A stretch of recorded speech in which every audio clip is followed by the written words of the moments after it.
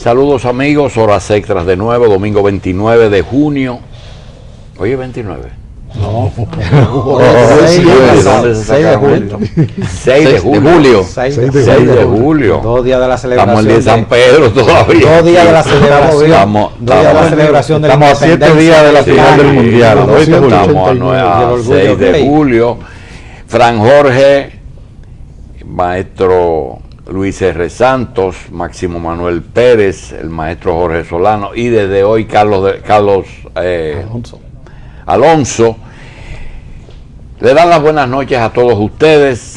Horas extras, domingo 6 de julio del 2014. A todos los amigos de la costa este de Estados Unidos, a todos los amigos del Super Canal 33, agradeciéndoles su sintonización. Esta noche tenemos a Celso José Marrancini y Pérez, empresario. A ustedes les recordamos, como siempre, Carlos, tenemos 2 recordatorios de siempre, nuestros 2 principales auspiciadores. Sí, como no, doctor, tenemos como siempre que recordarles que el cuidado del vehículo es algo que usted debe tener siempre muy en cuenta y por qué no tomar en cuenta la lubricación para el mismo, pues los lubricantes Citgo son los que con más de 90 años de experiencia le brindan la máxima calidad en lubricantes. Citgo puede ayudarlo con todas sus necesidades. Contamos con una gran gama de productos para ofrecerles una calidad personalizada, con los lubricantes SuperGuard para motor y SeatGuard para motores pesados. Los aceites Citgo SuperGuard para motor son aceites de calidad premium y están diseñados para proporcionar un rendimiento óptimo en la producción de gasolina, incluyendo turbo y supercargado. Motores para automóviles de pasajeros, camionetas, vehículos utilitarios, deportivos y camiones ligeros. La nueva tecnología incorporada en este lubricante de última generación le permite superar los requerimientos de rendimiento solicitados por los fabricantes. Lubricantes Citgo. Representantes exclusivos de la línea Citgo en República Dominicana son Importadora Torres Morillo, Intomoca, calle Marcos Ruiz 37 en Villas Agrícolas, Santo Domingo, República Dominicana. Llámelos al 809-681-7311 o visítelos en su página web www.intomoca.com.do. Y también usted debe tener pendiente el cuidado de su mascota y por lo tanto la alimentación es algo fundamental para estas. Halican es el alimento premium para perros hecho con ingredientes naturales, rico en proteínas y vitaminas. Halican se encuentra en presentaciones de 2, 4, 8, 20 y 40 libras para perros adultos y cachorros en deliciosa receta de carne y deliciosa receta de pollo. Halican satisface necesidades básicas de su mascota como son buena digestión, dientes sanos sin mal aliento y pelaje y ojos brillosos. Halican está disponible en todos los supermercados, agroveterinarias y clínicas veterinarias del país. El perro que come Halican no necesita comer más nada, solamente hay que darle agua. Veamos otros mensajes, en breve volvemos más con Horas Extras.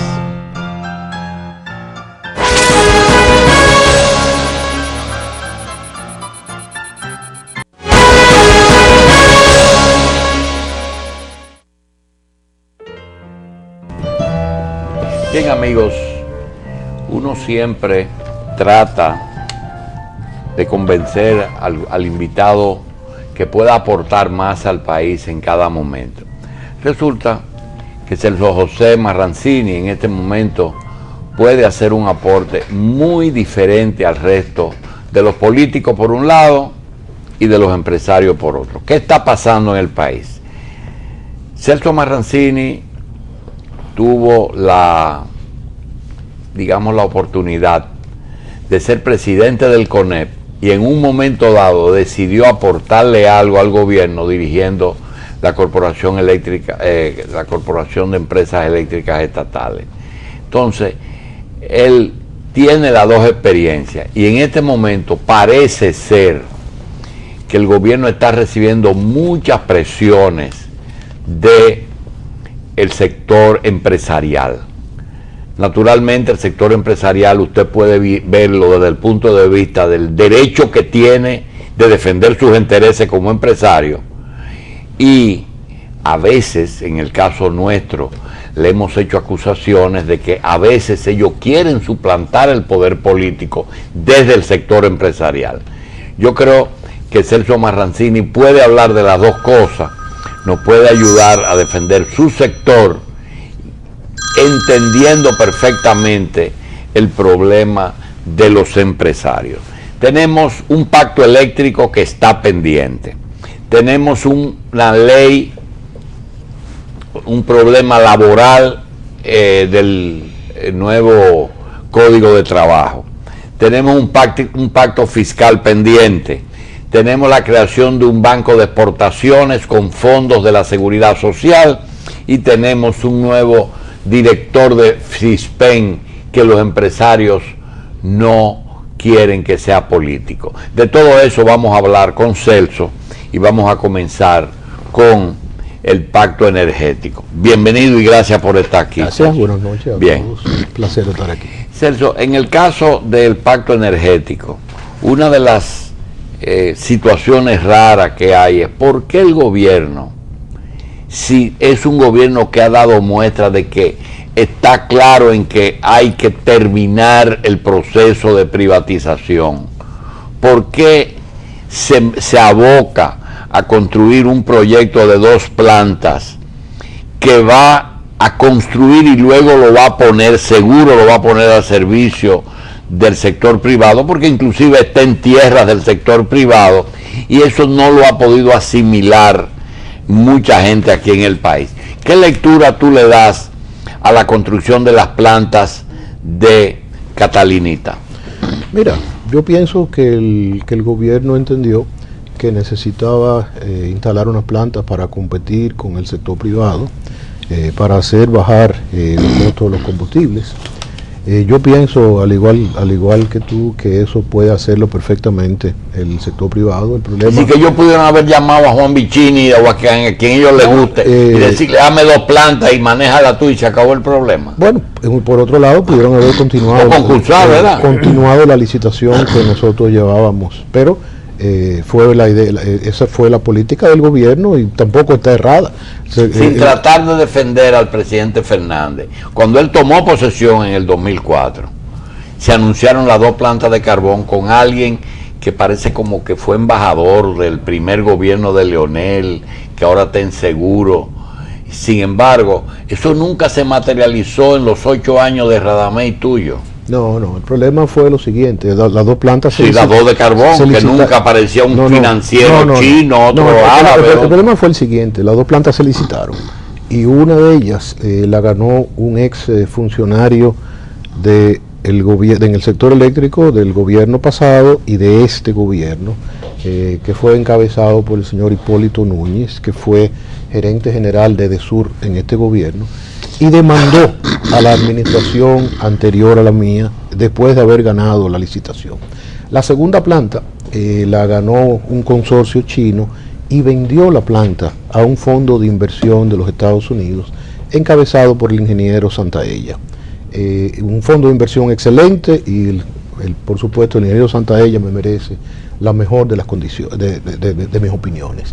Indudablemente ese fondo de inversión con el cual yo me reuní en una oportunidad y en miles de oportunidades con el ingeniero Santaella, había un inconveniente y era que querían cambiar el precio después que se había licitado. Indudablemente eso era imposible, porque eso va en contra de la ley y yo no iba a aceptar que si ellos compraron una planta que habían ganado en base 8 o 9 centavos, ellos pretendieran hacer una planta a libro abierto.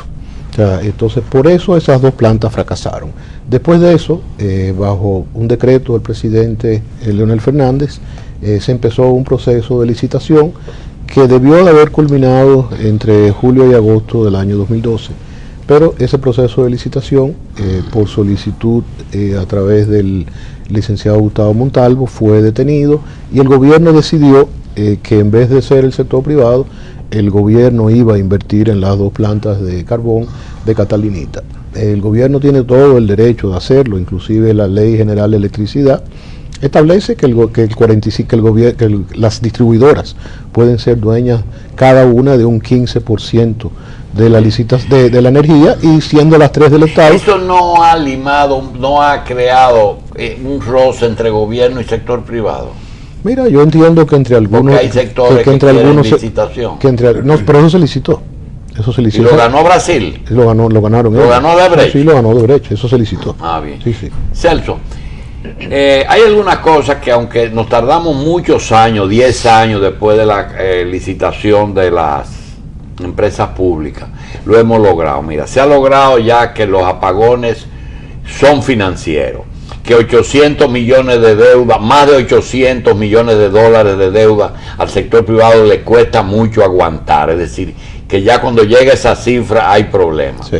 Que así como se compra una tarjeta de teléfono, es necesario comprar la energía. Ustedes han logrado cierta conciencia en el consumidor, pero falta. ¿Qué falta? Yo creo que falta seguir yo creo que si algo ha perdido, ha habido muchos aspectos positivos de la administración de Rubén Bichara, pero yo creo que tal vez el empuje que nosotros llevábamos en contra del fraude, yo creo que eso se ha perdido en alguna medida, y yo les recomendaría que sigan promoviendo los medidores prepagados. Ahí está el éxito del barrio El Manguito.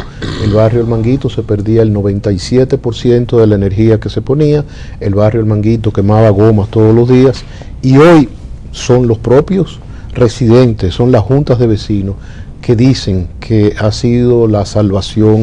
¿Ustedes no tienen objeción con el subsidio a las clases sociales?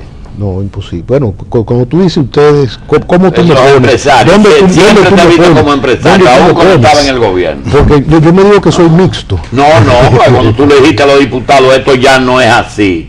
Le dijiste, aquí no es una fuente de financiamiento político. Se marcó la raya de Pizarro, ¿verdad? Bueno, estaba el empresario en la CDE. Habló el gerente, no el empresario. El gerente, eso es lo que debe decir, eso es lo que debe decir un gerente. ¿Ustedes creen, es decir, el empresariado dominicano entiende que los subsidios son buenos o que hay que revisarlos? No, los subsidios son necesarios, sobre todo los subsidios focalizados, como se hizo con el programa Bono Luz. Cuando nosotros llegamos existía el PRA, que el PRA era un subsidio generalizado donde se beneficiaba el que lo necesitaba y el que no lo necesitaba. O sea, había sectores en los barrios PRA que consumían cantidad de energía y pagaban 500 pesos. La cerveza se enfriaba en los barrios PRA y se sacaba afuera.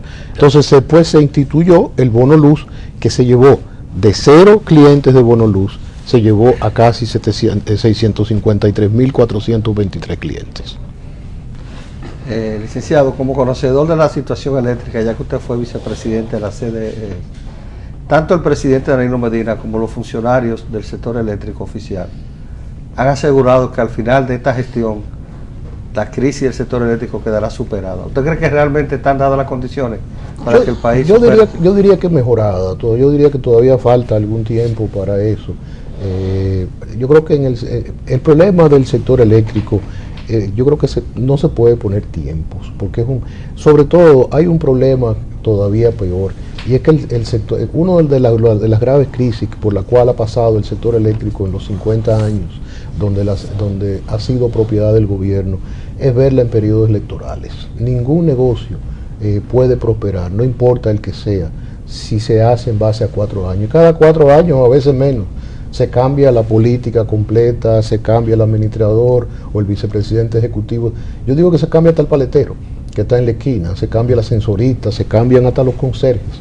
Entonces, esa falta de continuidad, todo el que llega y llega con buenas intenciones, todo el que llega a presidir el país quiere resolver. A mí no me diga que no hay nadie que haya pasado por la presidencia de la República que no quiera resolver el sector eléctrico o cualquier otro sector. Ahora, hay sectores en el país que no pueden ser ni politizados, ni tampoco pueden verse en el corto plazo. No solamente el eléctrico, el sector educativo, el sector de salud, hay que verlos a largo plazo. Yo comparo siempre lo que pasa en nuestra querida Universidad Autónoma de Santo Domingo.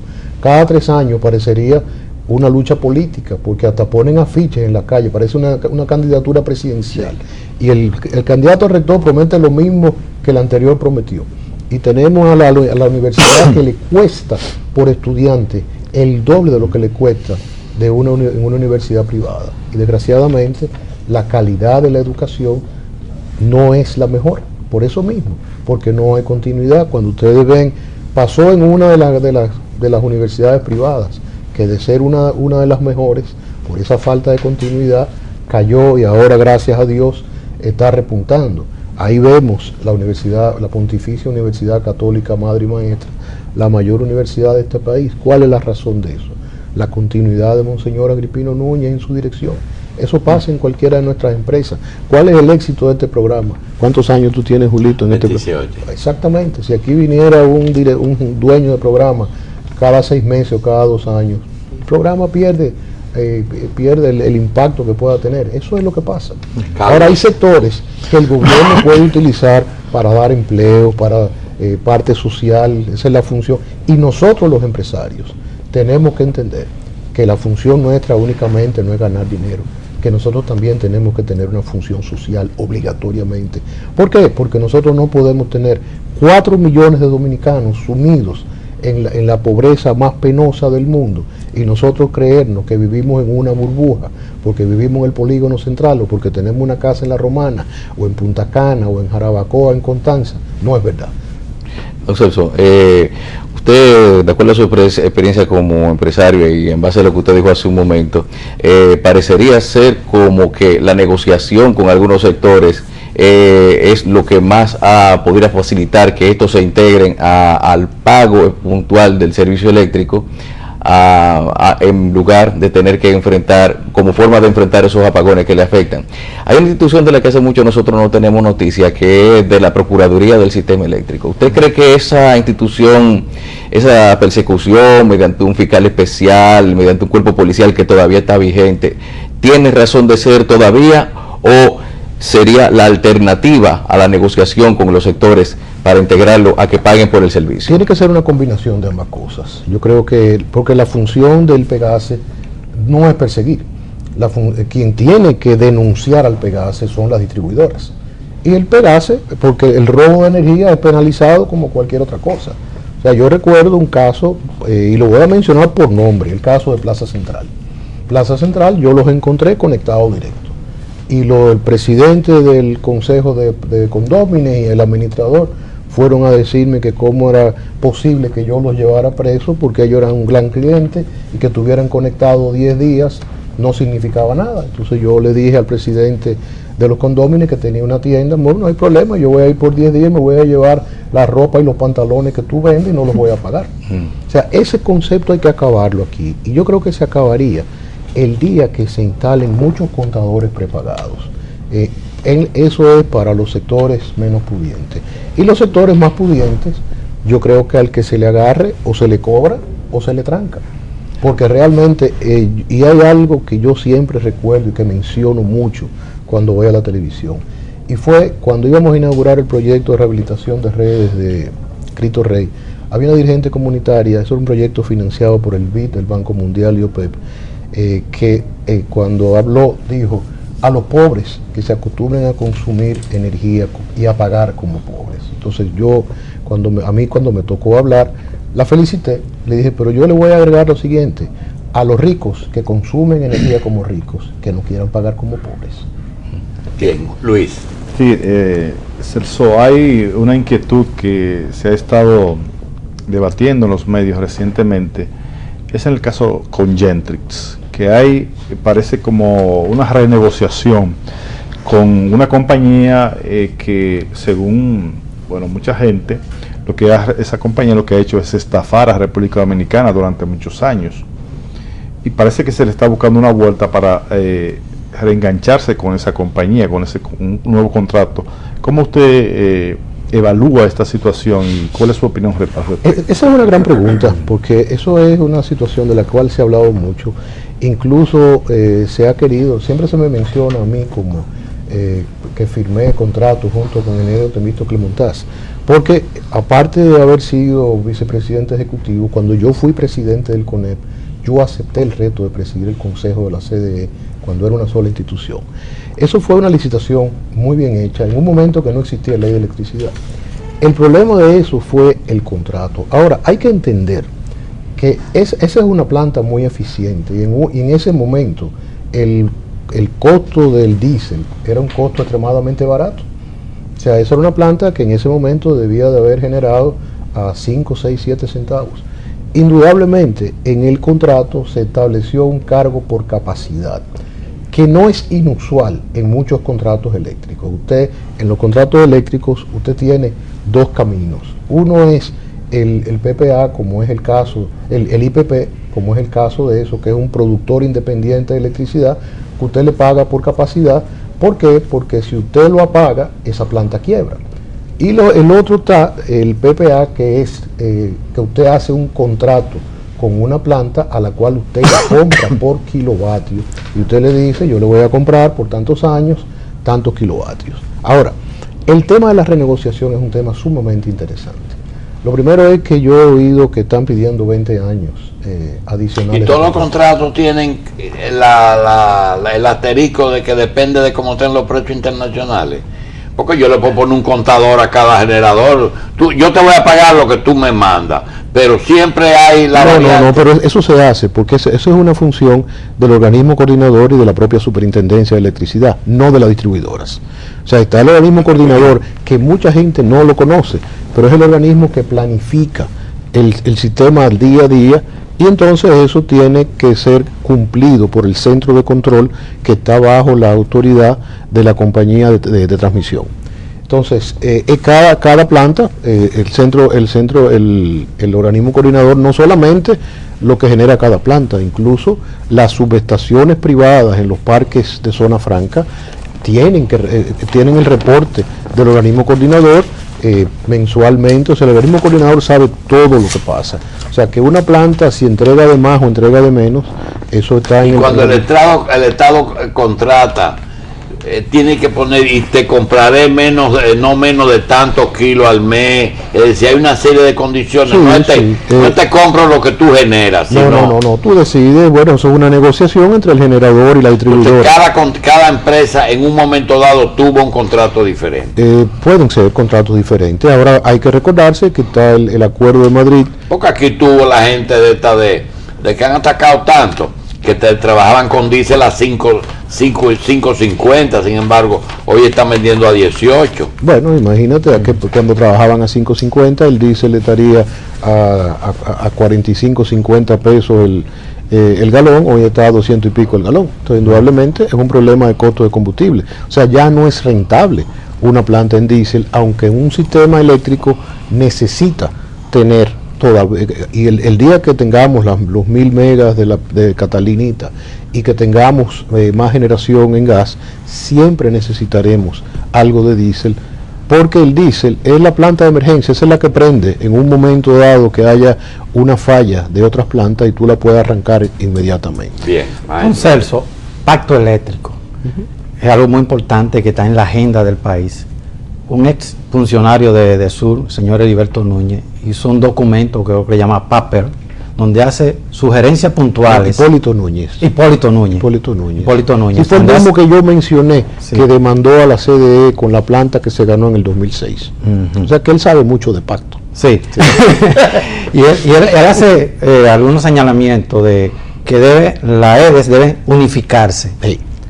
Que la comercialización debe estar en manos privadas, que la EDES, esa gran EDES que se unifique de las tres, de norte, de este y de sur, sea la distribuidora, que habla del proyecto suyo de que en los barrios carenciados sea prepago toda la energía.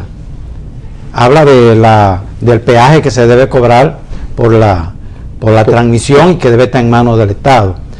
¿Qué opinión tiene usted de lo que es ese pacto eléctrico y si son interesantes las propuestas del señor Núñez? Mira, Hipólito Núñez es un gran técnico, empecemos por ahí. Y yo estoy totalmente de acuerdo, porque eso incluso fue lo que nosotros hicimos en nuestra administración. Nosotros fuimos llevando a que las tres distribuidoras fueran una sola. Incluso por primera vez los consejos de las distribuidoras están compuestos por 4 miembros de CDE y por 3 miembros del FOMPER. Y por primera vez los 4 miembros de CDE éramos los mismos. Las compras las hacíamos en una sola. La caja de las distribuidoras se manejaba en la CDE y homologamos todos los productos, porque siendo este un país pequeño, donde no hay condiciones geográficas diferentes, encontrábamos que se compraba un producto en una distribuidora y otro en otro, con condiciones y calidades diferentes. No estoy diciendo que se le comprara al mismo suplidor, sino que fuera el mismo producto que se cotizara a diferentes suplidores. Entonces eso que dice Hipólito Núñez, que recibí un libro de él, el cual se lo agradezco, tiene toda la razón. O sea, yo siempre he pensado que la transmisión tiene que permanecer en manos del Estado. Sí. Yo creo que eso es seguridad nacional. Que las generadoras tienen que pagarle puntualmente el peaje. Indudablemente lo que sucede muchas veces con las generadoras es que al no pagarle a las distribuidoras se atrasan.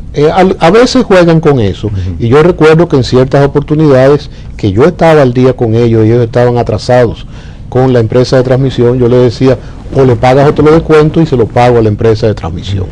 Pero yo creo que sí, que eso en algún momento... Sobre el pacto eléctrico en términos generales. Mira, ahí está, la parte de generación está clara. Hay un documento que se elaboró durante la administración nuestra y que se le pasó a la Comisión Nacional de Energía como organismo rector en ese momento, porque no existía todavía el Ministerio de Energía y Minas, y ese documento se hizo oficial, lo que es la generación 2010-2030. Yo creo que ahí esa parte está clara y además está ya la inversión del gobierno en 1000 megas más. Hay otra inversión que es interesantísima que ya se va a dar, que es el cierre del ciclo combinado de las dos plantas de Los Minas, con lo cual se va a agregar 100 megas más sin utilizar ni un kilo, libra, lo que quiera decir la población de gas, lo cual es interesantísimo. Y yo creo que poco a poco se irá cambiando la matriz. Hay una propuesta de una nueva terminal en la parte del este, diferente a la de AES, que convertiría esos 900 megavatios que hay en el este a gas. Entonces, y la puede jugar el gobierno, el Estado, invirtiendo en plantas para gas natural, sin el riesgo de que en el futuro ese monopolio que hay en el país, con esa concesión, esa empresa no tenga el control del precio de esos combustibles y entonces sea un dolor de cabeza para el Estado. Eso hay que hacer un contrato, y esos contratos de gas generalmente son contratos a largo plazo, son contratos a 20 años. O sea, ahí no se puede jugar con eso y se fija en base a lo que es el precio internacional. Bien, vamos a hacer una pausa con Celso Marrancini, volvemos a señores, Supercanal 33, Supercanal Caribe, con horas extras. Segunda ronda, vamos con Máximo Manuel Pérez. Adelante.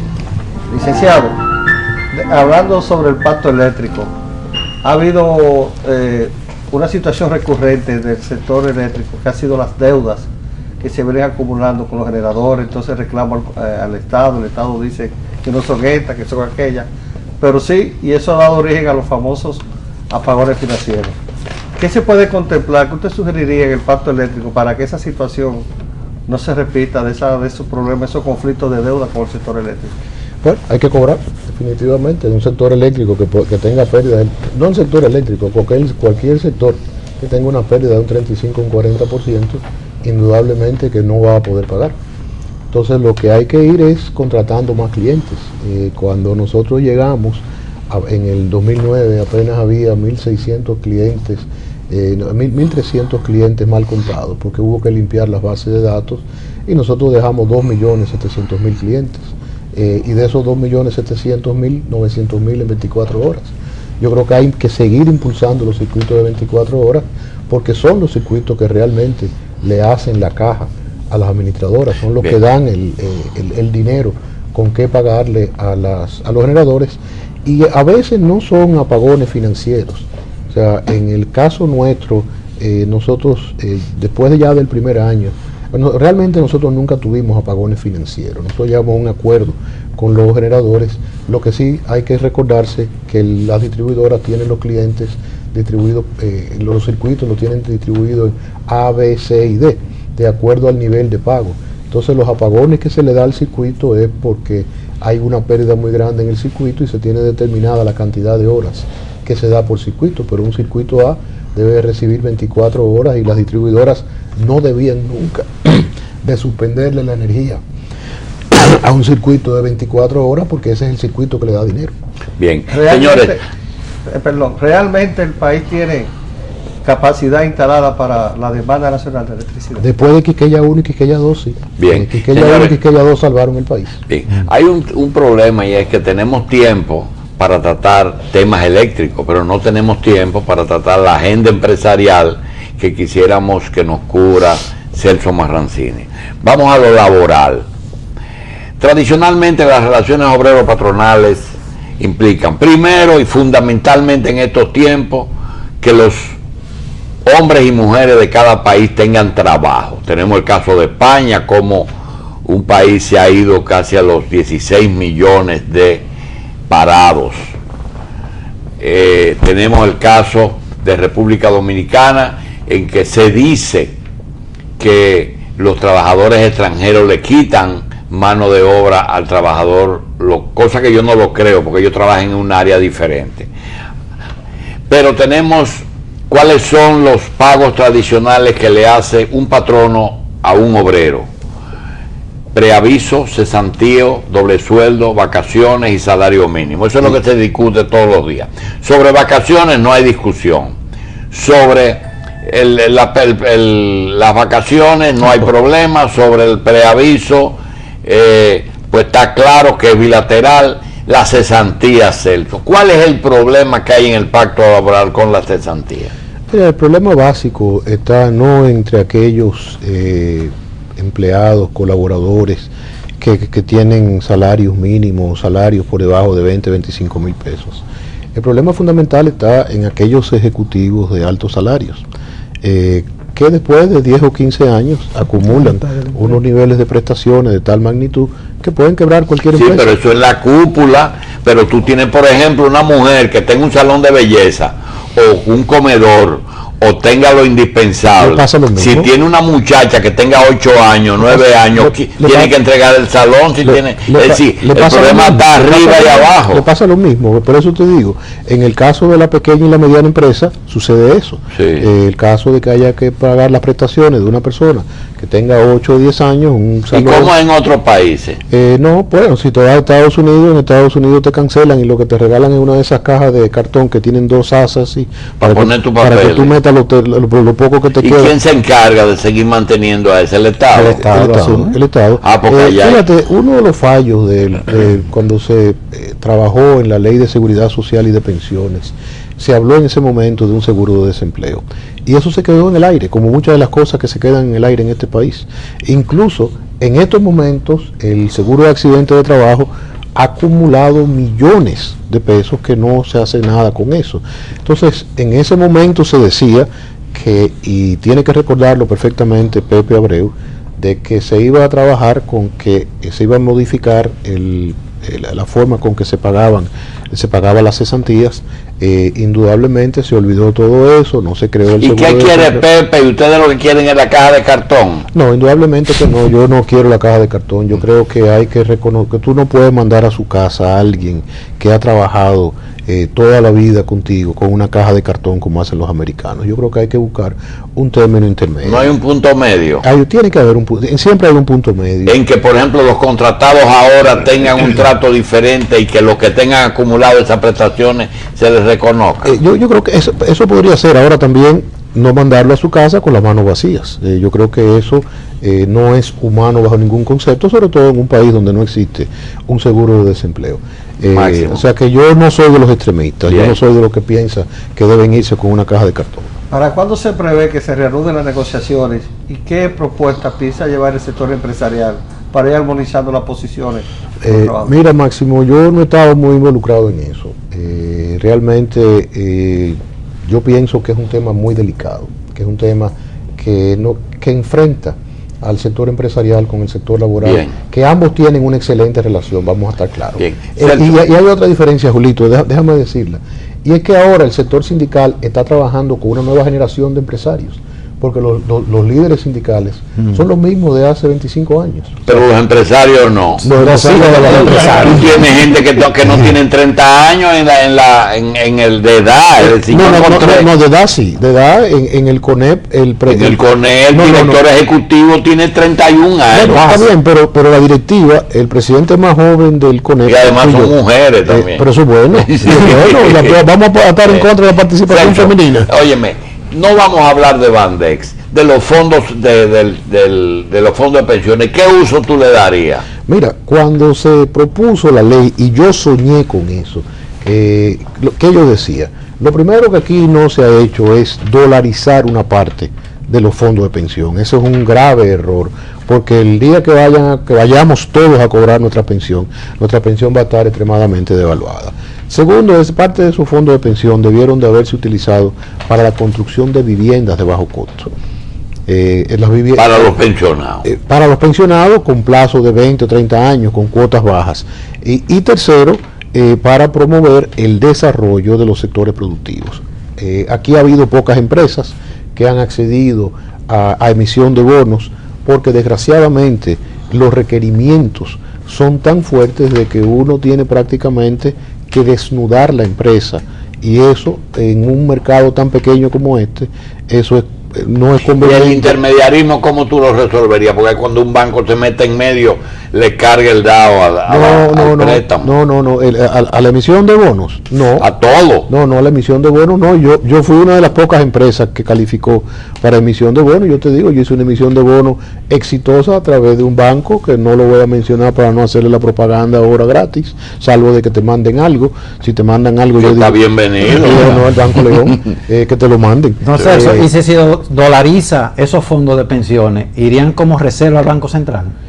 No, se podrían prestar en dólares, podrían hacer emisiones de bonos en dólares perfectamente. ¿Y una devaluación no afectaría? No, todo lo contrario, la devaluación mantendría el valor de la pensión. Siempre.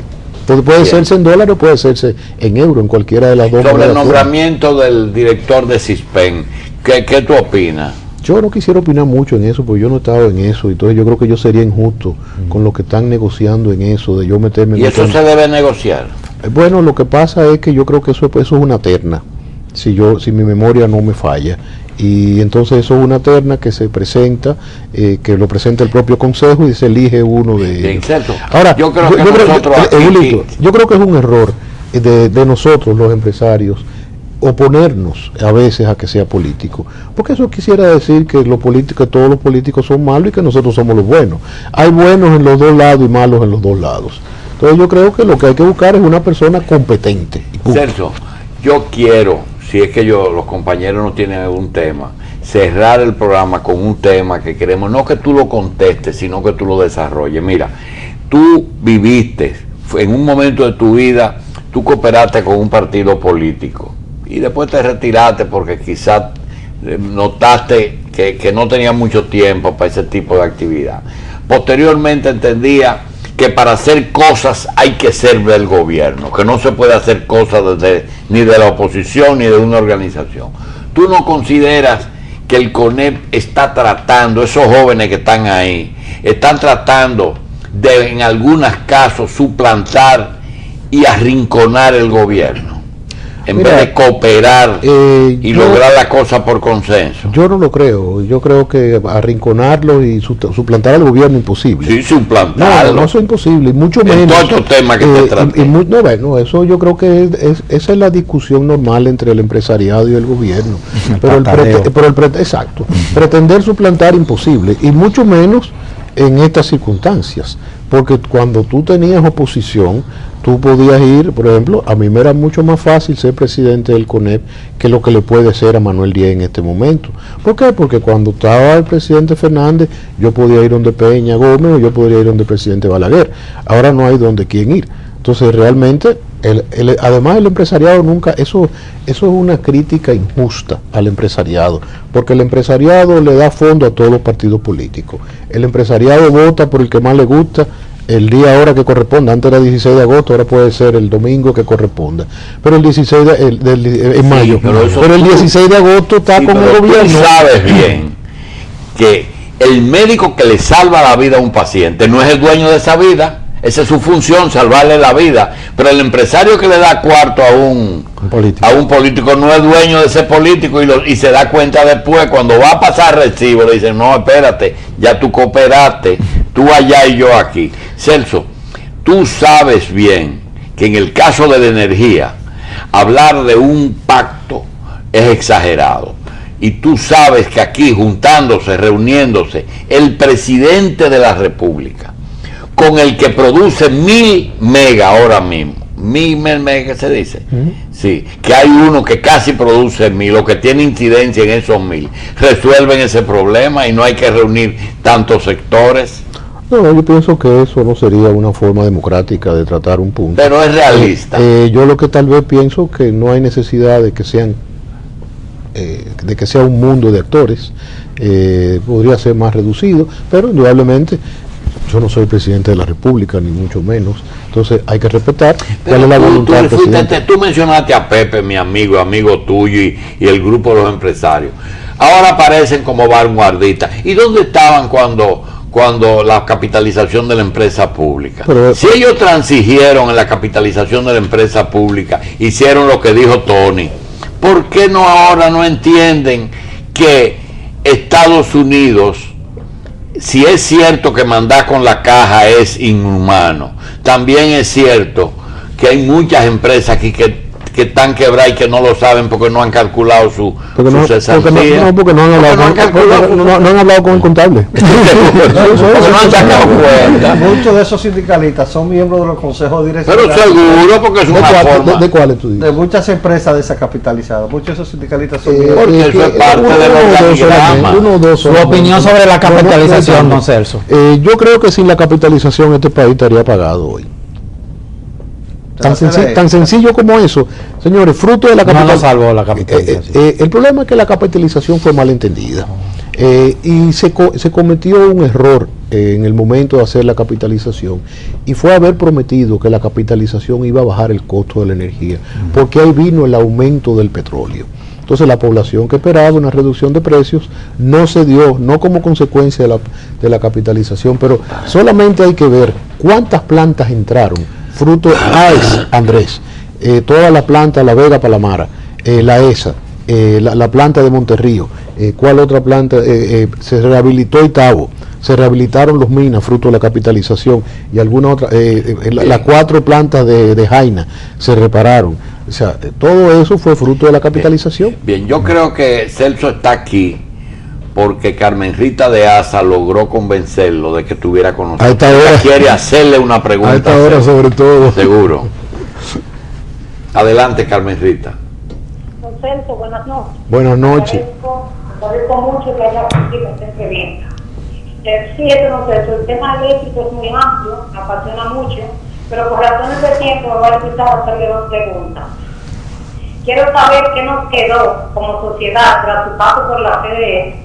Y la otra es, como se pretende firmar un pacto eléctrico y tenemos una gran debilidad institucional, ¿qué nos garantiza en caso de venir otro gobierno que se vaya a cumplir con lo pactado? Muchas gracias. Lo primero que yo voy a decir, no por mi paso, pues sino por el paso de mucha gente que cooperó y por el apoyo que recibió la administración nuestra de parte del presidente Leonel Fernández.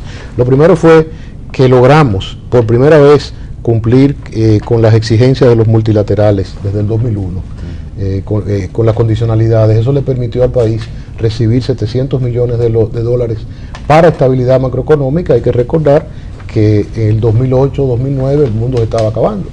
Número 2, nosotros lo economizamos entre renegociación de contratos, reducción de subsidios, alrededor de 2.000 millones de dólares al país. Cambiamos la matriz porque logramos entrar las 2 plantas de los minas que estaban apagadas por falta de pago. Logramos evitar que se firmara el contrato con la famosa barcaza aquella de Filipinas, que realmente hoy estaría generando como a 60, 65 centavos el kilovatio. Logramos bajar los precios de la energía de eólica y solar, que en el momento que nosotros llegamos la energía solar estaba a 53 centavos y medio y la dejamos a 18 y medio, 19 centavos, la eólica a 13 y medio. Y yo creo que se logró contratar muchísimos